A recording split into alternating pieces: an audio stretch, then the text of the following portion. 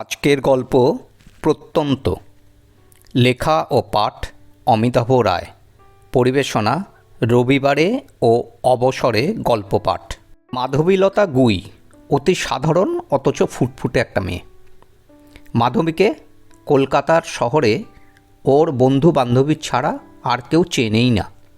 এ শহরের আশেপাশেও ওর কোনো আত্মীয় স্বজন নেই। বাঁকুড়া জেলার প্রত্যন্ত এক গ্রামের বর্ধিষ্ণু কৃষক পরিবারের মেয়ে। একটু বড় এক দিদিও আছে।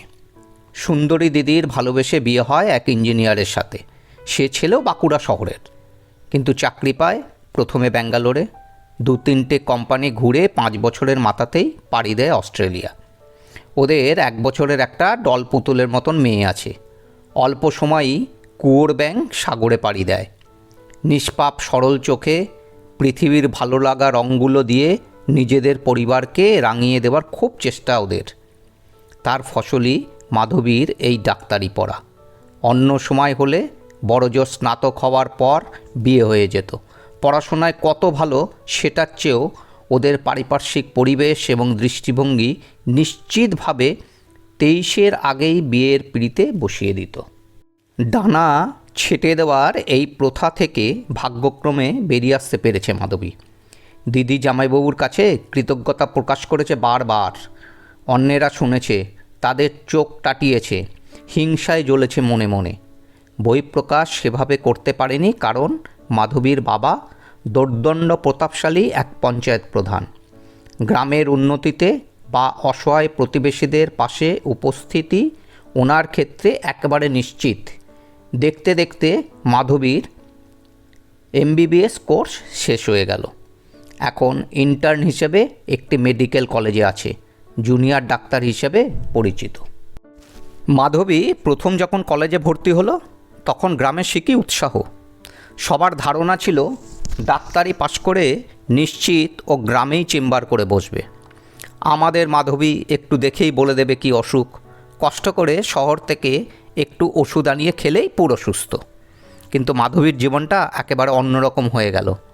প্রথম কথায় টান বা পোশাক নিয়ে একটু অপদস্থ হতে হয়েছে।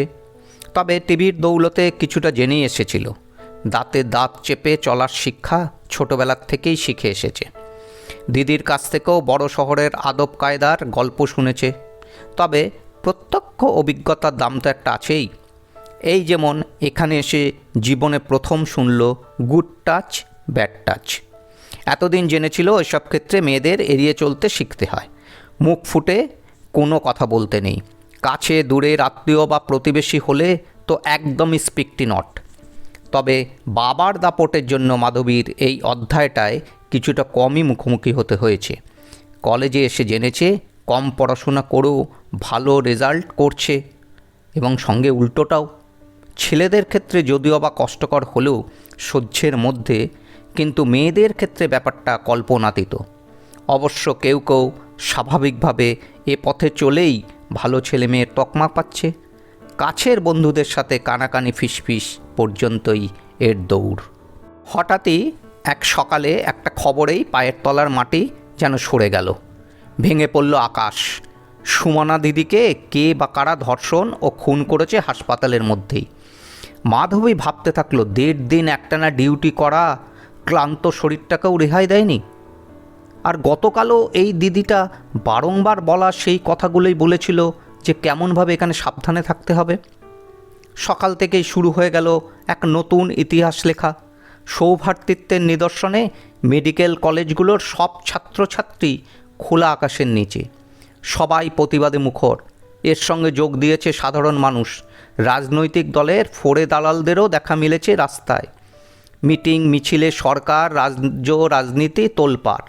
টিভি, চায়ের দোকান, ক্লাব ইত্যাদিতে সারা দিনরাত একটা বিষয় আলোচনা, যাকে বলে চায়ের পেয়ালায় তুফান উঠেছে।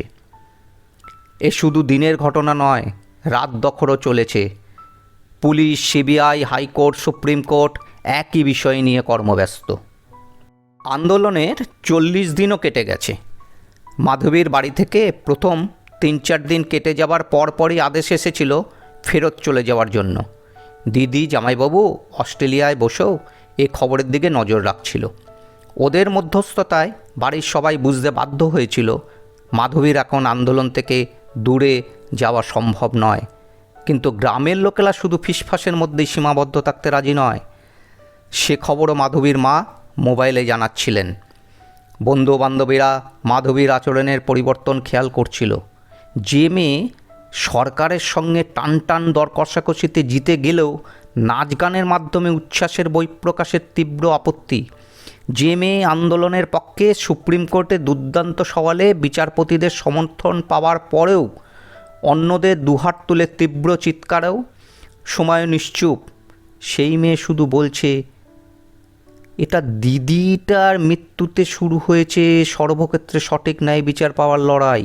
এখানে জেতার কিছু নেই, শুধু বঞ্চিতদের সমঅধিকার ফিরিয়ে দেওয়ার লড়াই। সবাই একটা জিনিস দেখে অবাক হয়েছে, যখনই কোনো চ্যানেলের ক্যামেরা ধরেছে মাধবী দ্রুত পায় তাদের নাগালের মধ্যে। মাইক্রোফোন ধরলে কোনো কথাই নয়, কিন্তু ছবিটা তুলে চলে আসছে। সবাই যখন ছোট ছোট দলে গল্পগুজব করে, সেই সময় একদিন প্রশ্নের চাপে মুখ খুলে, আমি যে প্রত্যন্ত অঞ্চল থেকে এসেছি সেখানকার চেহারাটা দেশের যে কোনো প্রান্তিক মানুষরাই জানে। সেখানে শ্লীলতাহানি খুব স্বাভাবিক ঘটনা। প্রতিবাদ দূরে থাক, উঁচু গলায় মেয়েরা কথা বলতেই শেখেনি।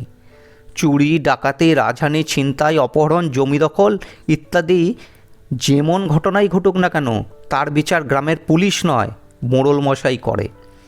সে বা তার সাকরেদরা এই ধরনের অপরাধ করলে সেটা যুগের পর যুগ চিরন্তন অধিকারের মধ্যে পড়ে। কথাগুলোর বলার ধরনে এবং বাস্তবতা উপলব্ধি করে সবাই মাধবীর হাত কাঁধ খিমচে ধরে।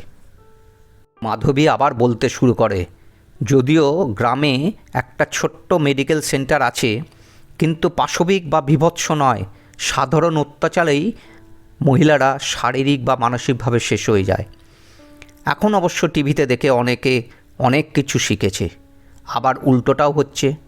যেমন কয়েকদিন ধরে রটেছে আন্দোলনের নামে ছেলেরা আর মেয়েরা রাত দখল করছে না, একসাথে এমনকি মদ খেয়ে রাত কাটাচ্ছে।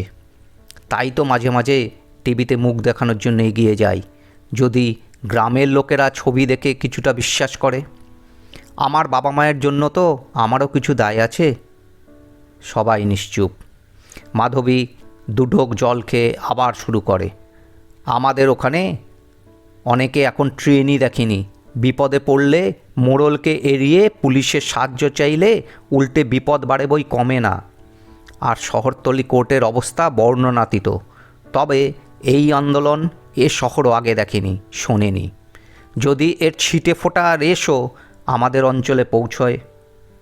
কথা বলতে বলতে প্রথম সারির আন্দোলনকারীরা বাসে করে ফিরে এলো সরকারি আমলাদের সাথে কথা বলে।